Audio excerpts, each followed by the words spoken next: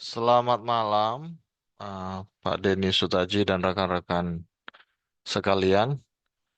Merespon dengan apa yang sudah kita pelajari bersama, belajar mandiri tentang Big Data Technologies dan juga dari beberapa sumber, sesuai dengan thread yang posting yang ada, kita masuk dalam topik real-time processing. Setelah sebelumnya adalah Big Data Technology dan yaitu batch processing secara batching. Ini adalah real-time processing yang saya sharing dari apa yang saya baca dan saya pelajari juga. Mari kita go through bersama.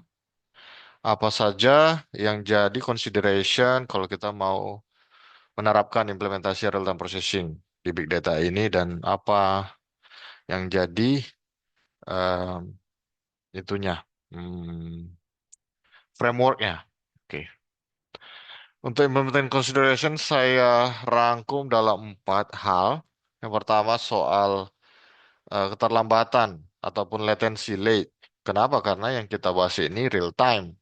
Kita ngomong sama seperti saya ngomong ini diterima oleh apa ini? Saya pakai Zoom. Ya, saya pakai Zoom, dia proses, dia rekam. Ya, saya balik juga lagi ke sini juga harusnya sama. Dan mulut saya dengan apa yang dikatakan oleh saya dengan video ini juga kualitasnya sama. Real time lah, tidak terpatah-patah gitu ya, tidak putus-putus. Jadi sesuai namanya real time processing harus berlangsung sesegera mungkin di mana sistem ini capable merespon data secara cepat. Itu satu yang harus dikonsider.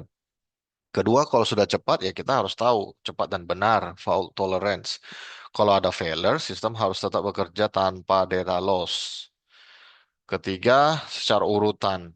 Yang saya pahami dan ini masih saya gali juga sih, event real time itu bisa jadi nggak selalu berurutan. Contohnya apa ya?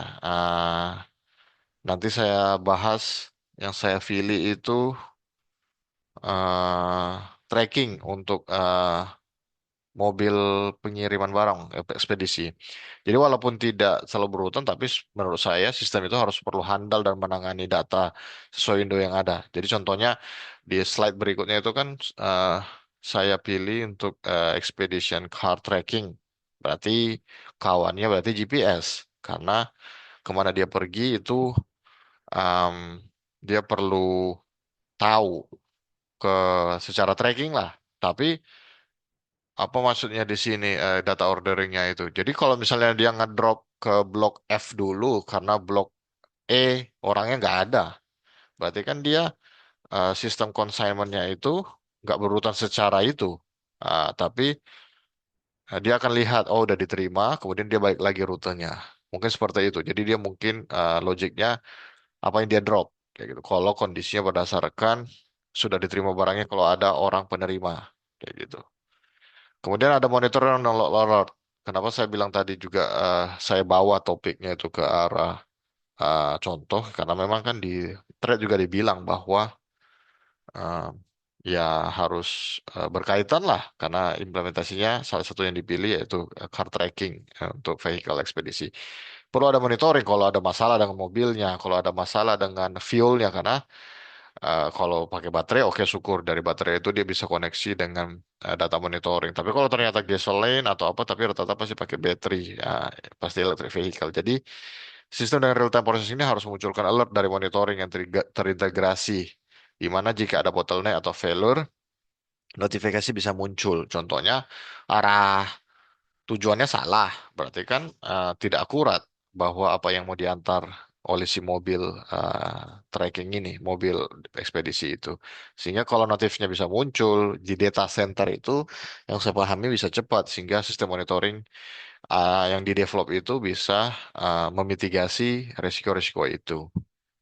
Preference framework ini kalau untuk struktur data ada Apache Kafka, semi-structure JSON XML ini Apache Naive, unstructured itu ada Kafka juga. Cuman ini saya juga masih sambil belajar sih, memang saya akui saya mau dalamnya juga agak agak cukup sulit juga. Tapi ini yang saya temukan framework-framework ataupun modul-modul yang dipakai oleh teknologi yang sekarang. Contohnya Kafka itu under Apache Company kayak gitu. Jadi ini juga pembelajaran berkelanjutan buat saya pribadi.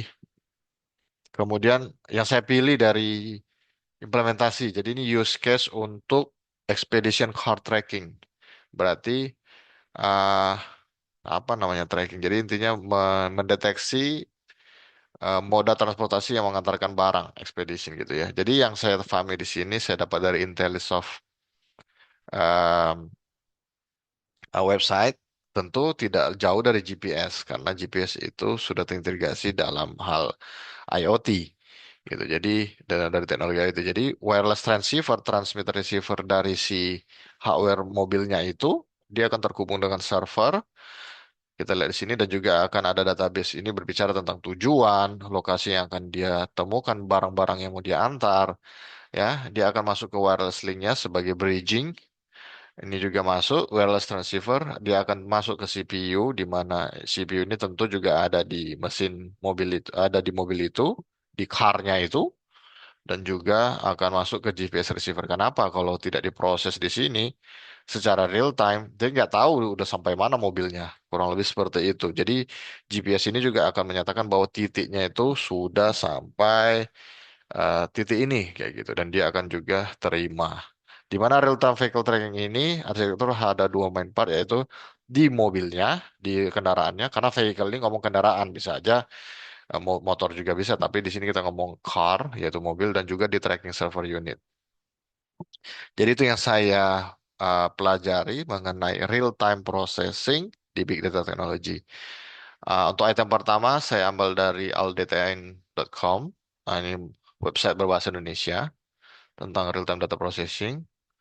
Dan kedua yang sesuai yang saya share tadi ini ada di intellisoft.io untuk kaitannya tentang tracking software development untuk mobil ekspedisi tersebut secara real time processing. Demikian yang saya bisa share tentang real time processing di Big Data Technology kali ini. Terima kasih, salam sehat selalu.